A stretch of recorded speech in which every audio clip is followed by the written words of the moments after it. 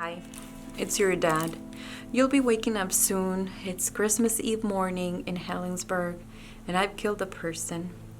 That's not how fairy tales usually begin, I know. But I took a life. Does it make a difference if you know whose it was? Now, these are the opening lines for The Deal of a Lifetime by Fredrik Backman. Now, this book is narrated by a dad who is writing a letter to his estranged son. He's been thinking about his life in general, if it was meaningful or meaningless, or what parts were meaningful and what parts were meaningless. He is very emotionally distant. As you read the letter, you can tell that.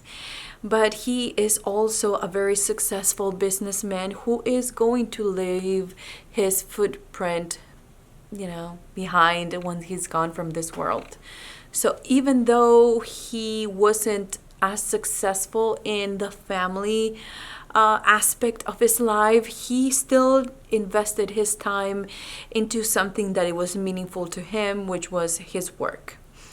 Now, he is in a point where he is telling some of these things to his son, and it almost seems like he's trying to send a message, you do better than me, and you are already different than I am.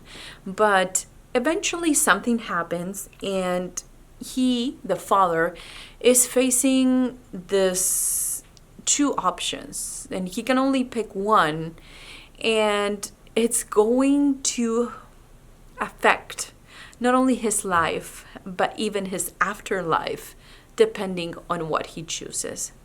Now, I can't tell you more, but all I'm going to say is there's something that represents death in this book.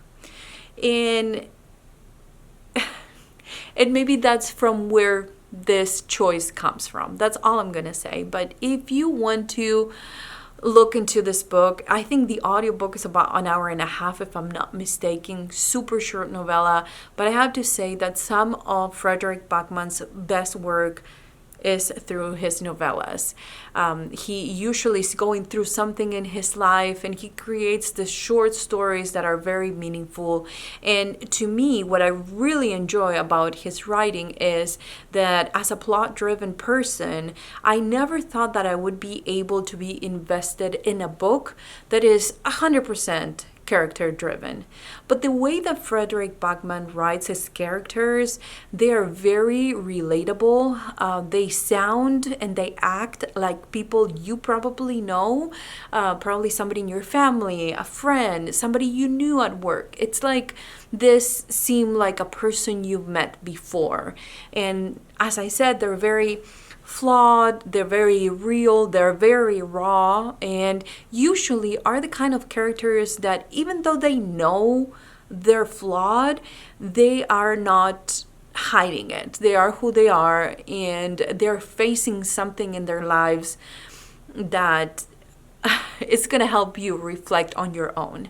So even though this is not a nonfiction book, it's not a self-help book, I feel like every single book I read by this author leaves me questioning some things and actually reflecting upon my own life, which is kind of crazy that from a fictional story, I'm able to relate so much and think about, how this applies to me. And even though this is a very particular story, I think it's something that I thought about my entire life. The difference between dedicating your life to one thing more than another, whether that be your career more than your family, or trying to find the perfect balance so you can do all the things that you truly enjoy. Now, I wrote here that this touches on parental love and regret, lots of regret, redemption, forgiveness, and the idea eventually that it's never too late to forgive somebody or be forgiven. And also the meaning of our lives. what is the meaning of your life? Well, the meaning of your life is going to be completely different from mine, and my next door neighbor, and my kids, or each person has a different or finds different meaning to their own lives. And sometimes it takes you your entire life. Like in this case, this father, that after he did what he did, and if he thought he was doing what he thought it was right, he realizes that maybe with experience he would have done things differently. But there's still time. There is still time for redemption, and that's what this short story is all about. It's about a life well lived. What's the difference between a life well lived and a successful life? Or can they be the same thing? It's a lot of different themes in only 70 pages that I don't know how he did it, but it's definitely one of those books that I recommend, especially if you haven't read any books by Fredrik Backman. He is quick enough to take you to the point of the story, even with the opening lines. You don't know who died, you don't know who killed that person, or was it an accident, So you're really interested to know how the character got there, but at the same time, you're going through this short but emotional part of this character life and able to relate. By the time you're 100% invested in his character or somebody's, in this book, then the book is over, and I feel like it could have been a lot longer. Now, I'm going to read you one line. I have quite a few highlighted, but I think that if I read you the other ones, it's going to give away too much. But this one says, "I'm scared." This is the father. I admitted, but she shook her head. And she said, "You're not scared. You're just grieving. No one tells you humans that your sorrow feels like fear." And I feel like in this tiny book, there's so many pearls of wisdom that, you gather as you're reading this book, and it just sticks with you. I can't stop thinking about this book. I can't stop thinking about this little story. Even though it was character driven, I still think about the story itself, this family, where they live. It also has a lot of this meaningful or meaningless part of our lives, which is where we were born, our hometown, and how it feels for different people.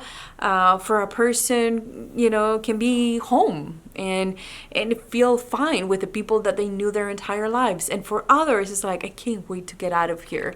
So how Fredrik Backman is able to put all that into one short novella, I don't know how he does it. I don't know if it's the universe, if it's God that wants to tell me something, but let me tell you, the last 3 books I've read, they're all, or part of it is about memories. And I can't tell you why this is about memories, because I will spoil the book. But you have to read it. Like I said, you'll be done in an hour and a half, and you'll thank me later. If you read this book, please let me know in the comments down below. I really love to know your interpretation, because Fredrik Backman is the kind of author that it depends on when you read the book, the meaning that you can give to this book. Maybe it's the fact that, the father here was probably around my age, or maybe, or had kids that were about the similar age of my kids. I don't know if that's what it is. And maybe you read it, you're younger or you're older, and you'll get a different meaning out of this book. But I just have to say, I 100% recommend it. 5 stars. You need to read it. Everyone needs to read it.